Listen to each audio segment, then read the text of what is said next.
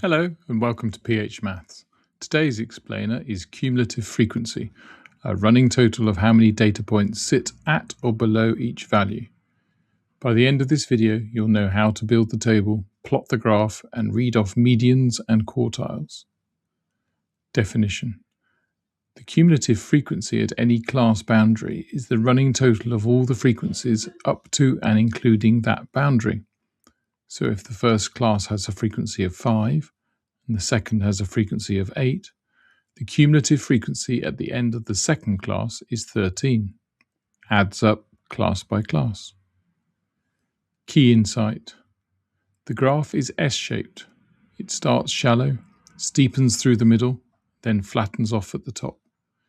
To find the median, draw a horizontal line at 50% of the total frequency and read off the x value. For Q1, use 25%. For Q3, use 75%. Quartiles drop out instantly.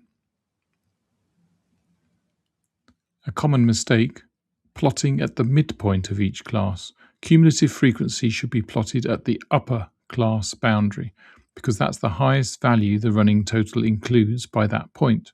Midpoint plotting gives a shifted graph and the wrong median. Quick example. 80 students in total. To find the median, locate the 40th student on the y-axis and read across to the curve, then down to the x-axis.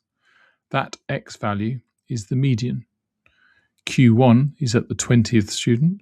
Q3 is at the 60th. Read off, write down, 3 marks each.